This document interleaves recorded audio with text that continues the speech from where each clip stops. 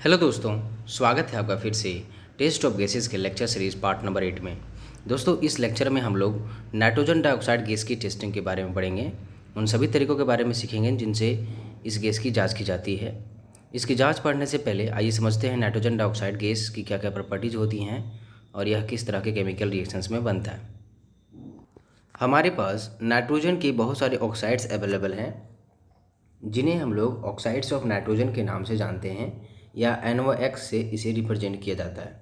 जैसे कि nitric oxide NO, nitrous oxide N2O जिसे हम लोग लाफिंग गैस भी कहते हैं। तीसरा हमारे पास है NO2 नाइट्रोजन डाइऑक्साइड जिसके बारे में आज हम लोग पढ़ने वाले हैं।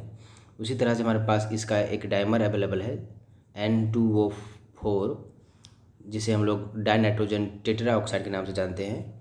उसी तरह से हमारे पास एक और ऑक्साइड है N2O3 जिसे डाई नाइट्रोजन ट्राई ऑक्साइड कहते हैं। और हमारे पास एक और ऑक्साइड है N2O5 जिसे हम लोग डाई नाइट्रोजन पेंटा ऑक्साइड के नाम से जानते हैं। तो ये large number of oxides of nitrogen are available in our atmosphere but only few are important जिसे हम लोग अलग अलग लेक्चर्स में समझेंगे। आज हमारा टारगेट है NO2 गैस की टेस्टिंग किस तरह से करते हैं और इसकी क्या क्या प्रॉपर्टीज है उसे देखना।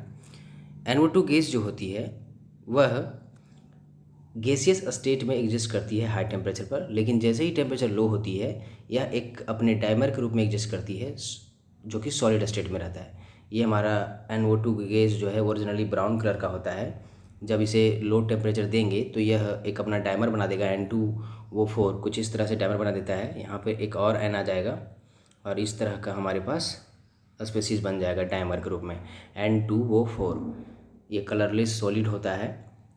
ये जब ठंडे पानी से रिएक्ट करता है तो नाइट्रस एसिड और नाइट्रिक एसिड दोनों बना देता है। अर्थात अगर आप NO2 गैस को वाटर से ट्रीट कराएंगे, ठंडे वाटर से, तो आपको HNO2 नाइट्रस एसिड और HNO3 नाइट्रिक एसिड भी मिलेगा। लेकिन जब आप इसे गर्म पानी से ट्रीट कराएंगे इसी चीज़ को हॉट वाटर से, तो आपको नाइट्रिक एसिड HNO3 और नाइट्रिक ऑक्साइड NO मिलेगा। तो यहाँ पे आप बेसिकली क्या देख रहे हैं कि चूँकि ये वाटर में डिजल्व होने के बाद हमें एसिड दे रहा है, इसलिए इसके अंदर एसिडिक कैरेक्टर्स भी शो किए जाते हैं। चूँकि ये नॉन मेटल का ऑक्साइड है इसलिए एसिडिक कैरेक्टर का होता है। और 620 डिग्री सेल्सियस पे यह पूरी तरह से डिकम्पोज हो जाता है नाइट्रिक ऑक्साइड में और ऑक्सीजन में। मतलब आप NO2 गैस को 620 डिग्री सेल्सियस टेम्परेचर देंगे तो यह नाइट्रिक ऑक्साइड NO और ऑक्सीजन गैस में ये पूरी तरह से टूट जाता है। और अभी हम लोगों ने देखा कि N2O जिसे नाइट्रस ऑक्साइड कहते हैं, ये इसे लाफिंग गैस के नाम से भी जानते हैं। इसका एक तीखा गंध होता है, इरिटेटिंग ऑडर होता है इसका, काफ़ी ख़तरनाक गैस होती है, इससे हमें बच के रहना चाहिए। ये कुछ इसके प्रॉपर्टीज़ थे। अब आइए समझते हैं कि यह किस तरह के केमिकल रिएक्शंस में बनता है। NO2 गैस बहुत सारे जगहों से उत्पन्न होती है, जैसे कि फॉसिल फ्यूल के कंबसन से NO2 गैस रिलीज होती है। बहुत सारे पावर प्लांट्स में NO2 गैस रिलीज होती है। फॉरेस्ट फायर में NO2 गैस पाई जाती है। वॉल्केनिक इरप्शंस जो होते हैं, जहाँ ज्वालामुखी फटती है, वहाँ पर भी SO2 के अलावा NO2 गैसेस भी देखने को मिलते हैं। सबसे ज़रूरी बात हमें समझनी गैस स्टोव्स हैं। कभी कभी गैस स्टोव्स में जो खाना बनते हैं उनसे जो धुआं निकलता है उसमें भी आपको NO2 गैस देखने को मिलेगी। इससे काफ़ी ज़्यादा चिड़चिड़ापन, इरिटेटिंग आपको फील होगा, हेडेक वगैरह आ जाएंगे। तो इस गैस के धुएं से हमें बचना चाहिए। जनरली जो घर में इस्तेमाल हम लोग करते हैं, बहुत सारे बैक्टीरिया पाए जाते हैं मिट्टी में, उनसे भी NO2 गैस का कन्वर्जन होता है। तो इस तरह से ये इसके कुछ सोर्सेज थे। अब हम लोग समझते हैं कि इसका प्रिपरेशन किस तरह से करते हैं।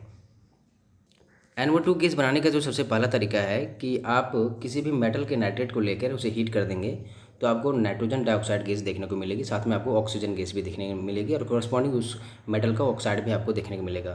जैसे कि आप कॉपर के नाइट्रेट को ले लेंगे, इसे हीट करेंगे तो कॉपर ऑक्साइड, नाइट्रोजन डाइऑक्साइड और ऑक्सीजन देखने को मिलेगा। दूसरा तरीका क्या है कि आप कोई भी एसिड ले लें, आप उसे हीट करेंगे स्ट्रांगली तो आपको नाइट्रोजन के पेंटा ऑक्साइड्स आपको देखने को मिलेंगे। फर्दर आप इसे हीट करेंगे तो यह नाइट्रोजन डाइऑक्साइड में कन्वर्ट हो जाता है। तो ये कुछ तरीके थे। इसी नाइट्रोजन डाइऑक्साइड गैस की हमें आज टेस्टिंग करनी है। आइए समझते हैं कि इसकी टेस्टिंग किस तरह से की जाती है। यहाँ पे एक बात और आपको समझनी है कि जब इन्वायरमेंट में NO2 गैस ज़्यादा हो जाएगी तो अभी हम लोगों ने देखा कि जब NO2 कोल्ड वाटर से रिएक्ट करता है तो HNO2 भी बनाता है और HNO3 भी बनाता है।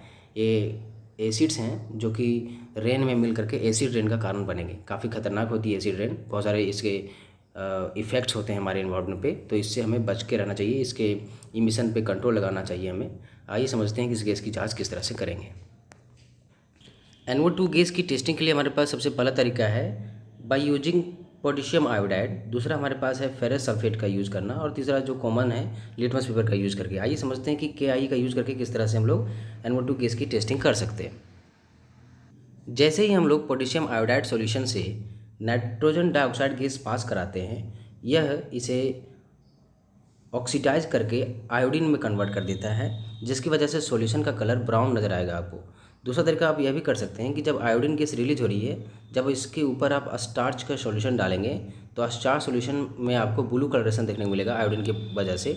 तो ये इससे भी आप प्रूव कर सकते हैं, कंफर्म हो सकते हैं कि नाइट्रोजन डाइऑक्साइड गैस निकली होगी, जिसकी वजह से यह एक अच्छा ऑक्सीडाइजिंग एजेंट है, तो इसे ऑक्सीडाइज करके I2 में कन्वर्ट कर दिया, और जिसकी वजह से सॉल्यूशन का कलर जो है ब्राउन आ गया। दूसरा तरीका क्या है कि आप चूँकि आयोडीन कहीं भी अगर लिबरेट हो रही है, तो अगर उसकी जांच करनी हो कि किसी चीज़ में आयोडीन मौजूद है या नहीं है, तो स्टार सॉल्यूशन लेकर के उसमें हम लोग कलरेशन को देख लेते हैं। ब्लू कलरेशन आने से कंफर्म हो जाती है कि ज़रूर रिएक्शन हुई दोनों के बीच में।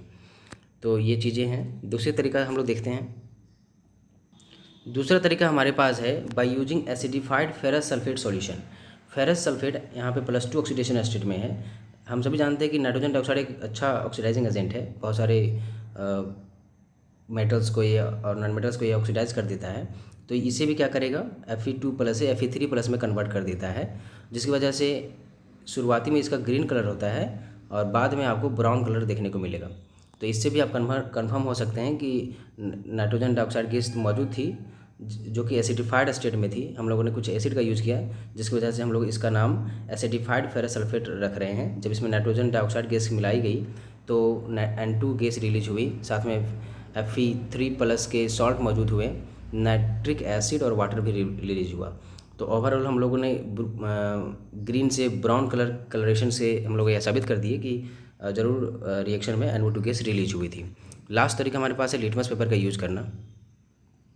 तीसरे तरीके में हम लोग सभी जानते हैं कि NO2 गैस जो है वो ओरिजिनली जो है एसिडिक कैरेक्टर का है, क्योंकि जब इसे आप वाटर में डिजोल्व करेंगे तो ये हमें H+ आयंस देगा, जिसकी वजह से इसके अंदर एसिडिक कैरेक्टर्स हैं। आप जब ब्लू लिटमस को लाएंगे और इसके ऊपर NO2 गैस पास कराएंगे तो ब्लू लिटमस जो है वो रेड लिटमस में कन्वर्ट हो जाएगी, जिससे आप इसके एसिडिक कैरेक्टर का पता लगा सकते हैं। इस तरह से हम लोगों ने नाइट्रोजन डाइऑक्साइड गैस की कुछ टेस्टिंग के बारे में सीखा। आई होप आपको ये चीज़ें समझ में आ गई हों। अगर किसी तरह का डाउट हो तो आप मुझे कमेंट सेक्शन में पूछ सकते हैं, और अगर यह वीडियो आपको हेल्पफुल लगा हो तो लाइक करें, कमेंट करें और शेयर करें। Thank you.